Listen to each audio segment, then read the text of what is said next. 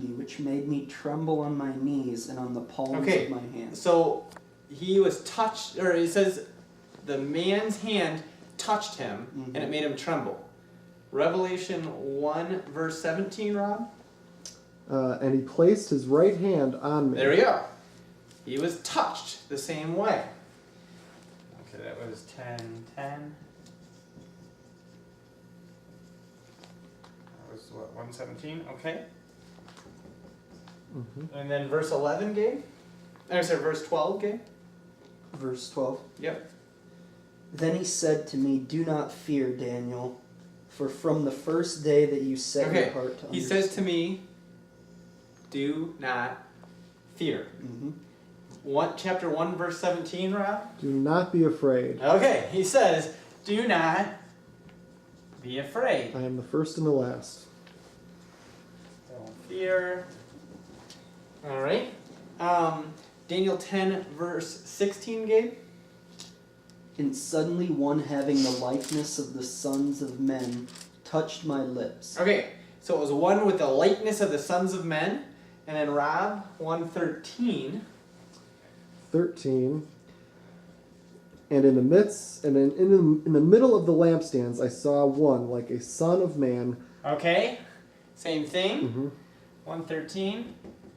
And then Daniel 10, verse 11. We're going to backtrack. Gabe, if you could go there.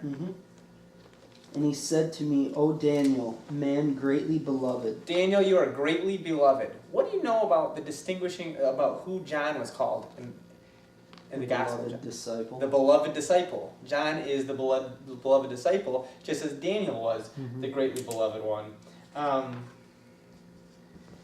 Okay. Beloved. And then the final thing I want to look at, in Daniel chapter 12,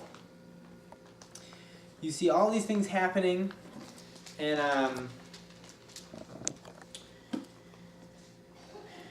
okay, in verse 12, verse 4, but you, Daniel, shut up the words and seal the book until the time of the end. Many shall run to and fro, and knowledge shall increase. So Daniel is given a very specific command. What is that command? Conceal these words. Seal the book. Seal the book until the end of time. Seal it up. Now, if you know with me, Revelation starts. First, it's just this vision of this glory of Christ. Then it's him speaking to the 7 churches. Then it's another vision of God's glory and greatness and all these things. And finally, he starts unfolding history. And how does it start in Revelation 6? Seals. The seals were opened. Sure. Daniel's book was sealed up. Revelation's is seals are opened. So I could put that too, I guess. What was that verse in 12? 4. Okay. Seals. Sealed. And then... Okay. Why have I tried to make this point? Well, I want to show some similarities. I very much believe that the Holy Spirit is giving a link here. Is giving us all a great link. Word here, and others have said this too, but in many regards what Daniel is to the Old Testament corresponds with what the book of Revelation is to the New Testament. Throughout the book of Revelation there are numerous references and allusions to the contents of Daniel. Well, to me, this makes even more sense when considering the above statement.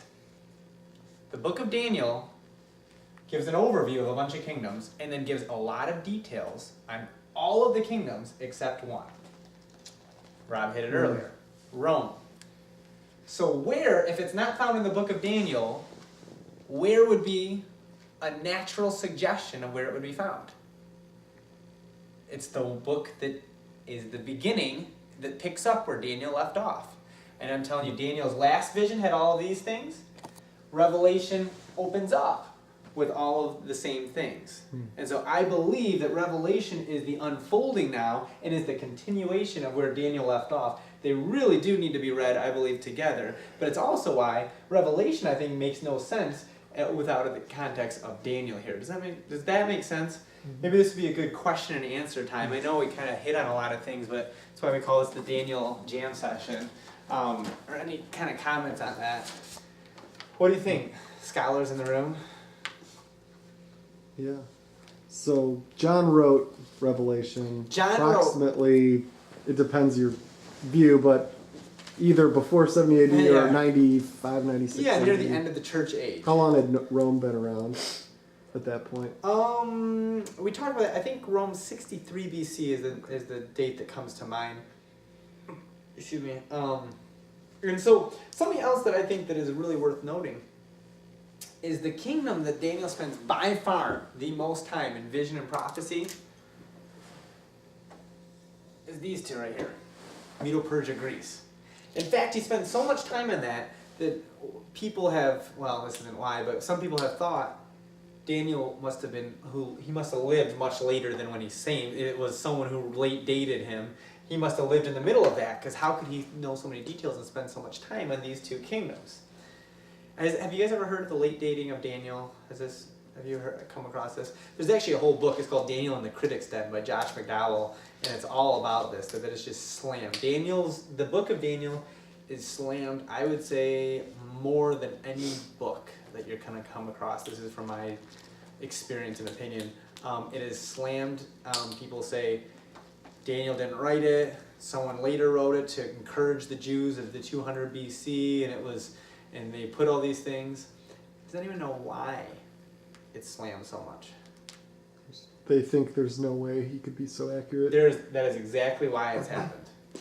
The slamming comes because they say there is no way he could have done with pinpoint accuracy. Now, of course, the overview he talks about, but not only that, he goes into specific details. I was telling Rob this, but when you get into 10 through 12, he starts talking about this king gave this daughter to this other king, and he in a marriage, but then the daughter ends up joining the husband instead of the father, and doing this and doing this and doing this. That was 100 years after Daniel lived. He gets pinpoint accuracy. I mean, more like you could read the book of Daniel as a textbook for what happened in Medo-Persia, Greece, even though it happened hundreds of years after he lived.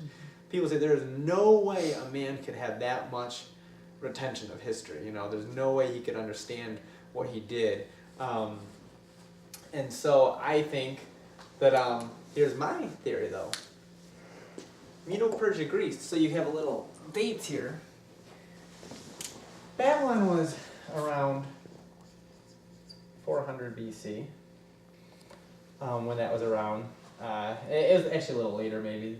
You would know. You just took the class. When was it? It was... Well, I mean, they'll say it was much earlier than that. Right. But it's like... So they'll put it at like 579. Oh, right. It's a little... Yeah, so it's more like 500, 450 time, right? Yeah. I would say it's more like 500 probably. Okay, so we'll see it around... Yeah, okay. Probably. I think that's probably the fairest. So Babylon is around 500 BC. Okay. And then at the beginning you have like Medo-Persia. You know some books of the Bible that... Do you know some books of the Bible that were around Medo-Persia time? Esther. Esther's a great one. Ezra, Nehemiah. The Chronicles probably were written around the time that they give the history. Those are the kind of things that were written around this time. So you have at the beginning of this is around here, where the last books of the Old Testament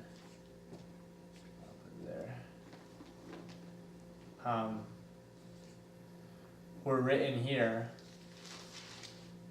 in right at the beginning of this period.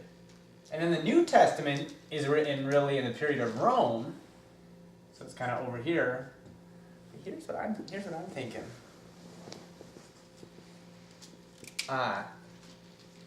This whole period of Medo-Persia, Greece, there's no history. Well, there's no time. The Bible doesn't talk about that period except in prophecy, and I think God is trying to give pinpoint accuracy of what would happen to His people. So they're never left without some kind of a remnant of some kind of prophetic word of what would happen to them.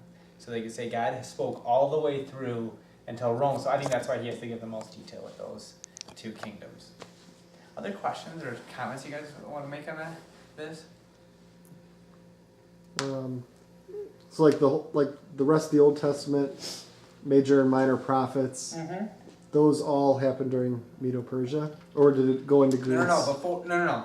They all would have happened either here or before that. There before. So Greece. Isaiah would have been way before that. So Greece is the kingdom of the Greeks, when they were at their power, was in the intertestamental time. Right. That would be Gabe just did it. When was that around? That would have been shortly after Babylon. Yeah. So So that Persia and Greece. it would probably been like 300, 200 BC. Is that right? Yeah, maybe even a little earlier. So 400. So we'll say maybe like from, I mean, roughly. This is all rough because they continued, but 400 to, like I said, I think Rome was about 63. Is Yeah, when they, around 100 or so. We can say. yeah. Okay, that's probably better. This is about 400 to 100 BC when that took place. So that was when that was written. Now the Old Testament was closed at around 450 BC. And so, and then of course, Christ came and you have stuff written a little after that time, and that's where you get into the Rome section. But these time you really don't have much of a vestige of what happened during that time. In the Greece, you have none except for prophetic language. Now there is a story, by the way, I should tell you. Josephus has recounted this story, and I don't know if others have too. But Alexander the Great, if you know much about him, when he did his conquest and he went all throughout, history and conquer. Apparently, he went to Jerusalem and I think he was gracious to them. You would know this more, but I think he was gracious to them, and according to tradition at least, and I think Josephus says he thinks this happened, that they were able to show him the prophecies of Daniel, and he was so taken back that God had spoken about what he would do, that he didn't touch them, which actually that's what happened with Cyrus too, apparently, that he let the Israelites go and he gave them a certain grace because he was prophesied about in their book beforehand, and he's like, wow, okay, and so he gave kind of a blessing or something. I know Matthew Henry's talked about that. I don't know, I haven't checked into that much, but that's how accurate it will be. You'll see with Greece that he could have recognized, or that even if that was a tradition of that, he could have recognized that tradition was around because it's so accurate, Good?